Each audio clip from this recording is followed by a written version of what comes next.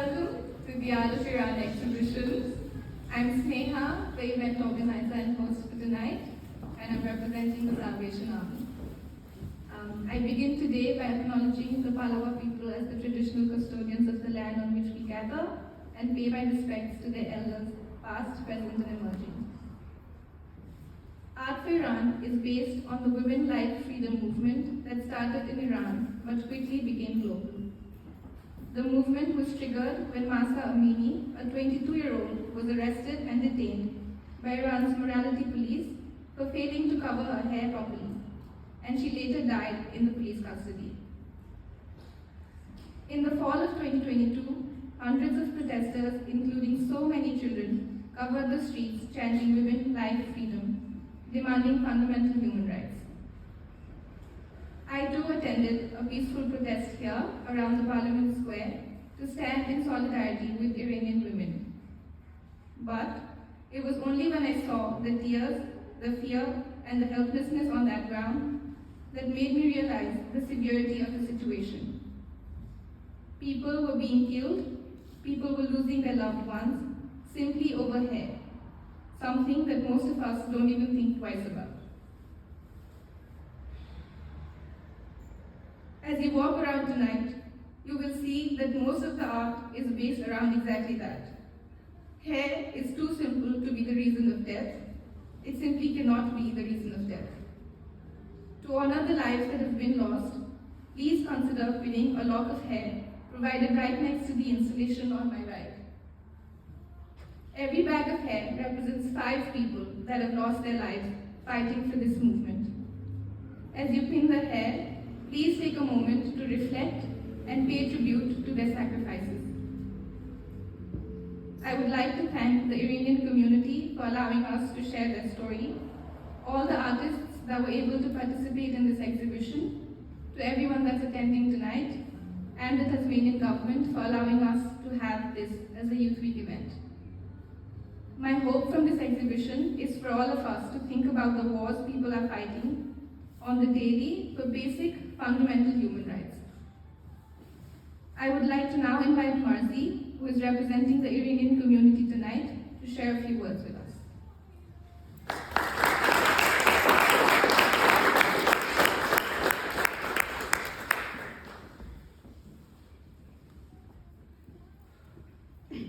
Good afternoon, everyone.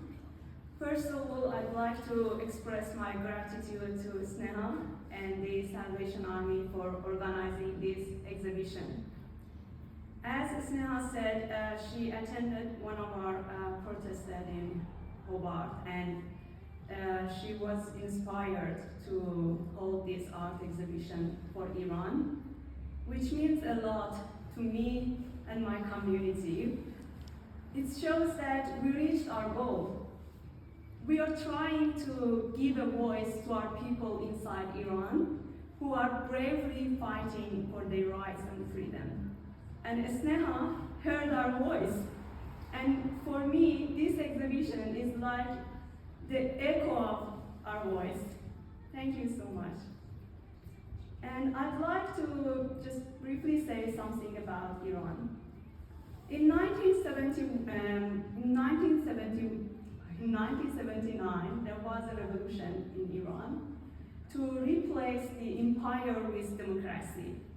But sadly, the revolution didn't bring democracy, and after that, Iran was declared the Islamic Republic, and harsh laws were imposed and diminished women's rights.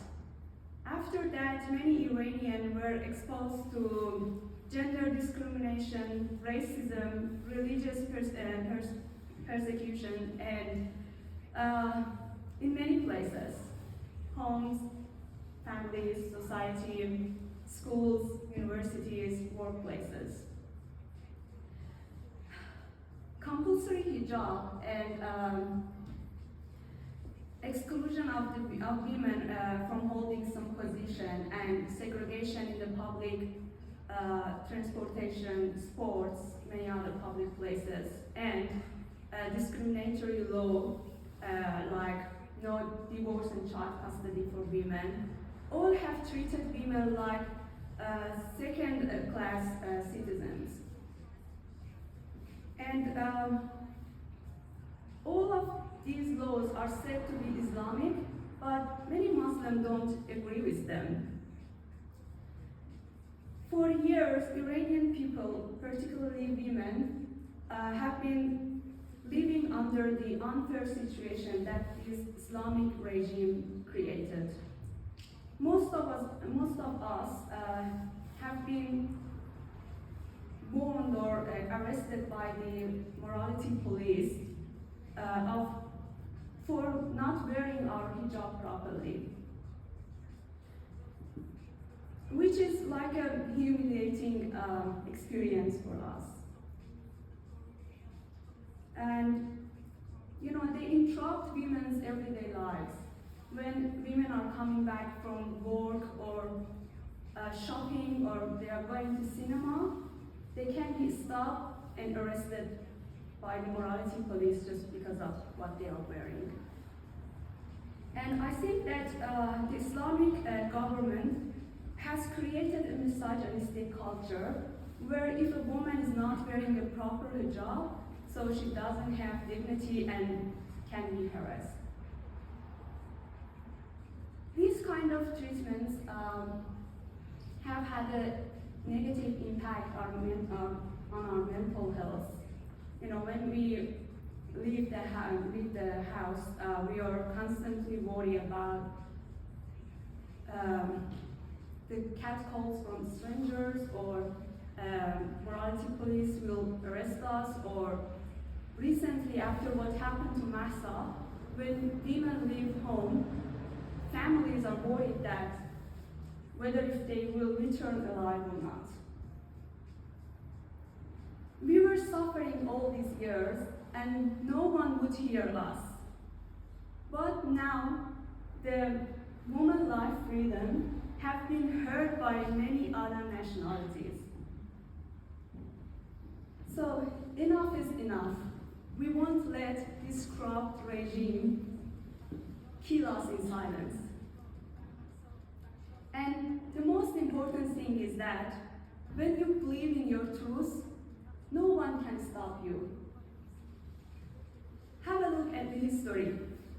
For example, Gandhi was a small, tiny man who pushed British back from India through the non-violence resistance because he believed in his truth.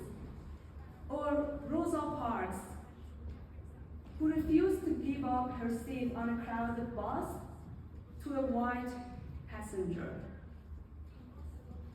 And he is now called the mother of the freedom movement. These people inspire me. It means that you build up the courage to speak up when you believe in your truth. We believe in equality. We believe in gender equality, freedom. So we believe in justice. We believe in human rights. And it's our human rights to choose our face, our clothes, to have freedom of speech. But for years, our government tried to ignore us. They didn't see us. But our truth made us brave. Now we can see many courageous Iranian women and men. They stood up to fight for their rights. And they made not only our government hear them, but the whole world hear and see them. Participation of women and equal power is fundamental for progress. You can't ignore it. We believe in women's life freedom and we will achieve it soon. Thank you.